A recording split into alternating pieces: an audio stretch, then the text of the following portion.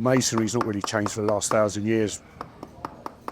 Perhaps 1,500 years, it's always been the same.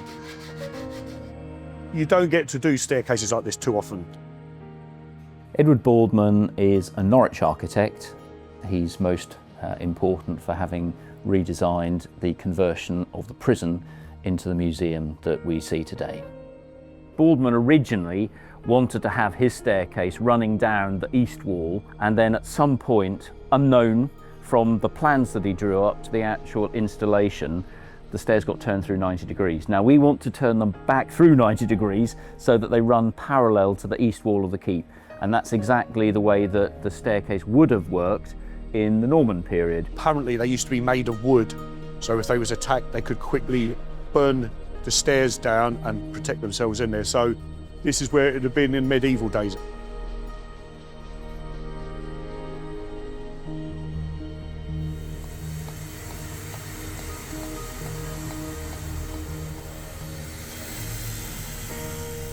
What they had to do was cut the stallings out and reposition them and rework them at the correct angle so they could go in on the opposite side. I think the biggest challenge is getting it in exactly the same position and making sure that the string course is completely straight.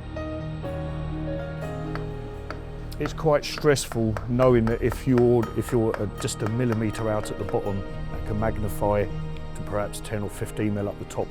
You have to be quite particular. If not, you'll be in a bit of trouble later on.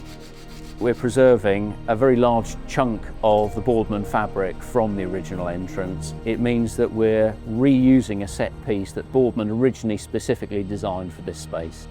I'm quite happy with it. In fact, I'm very happy with it.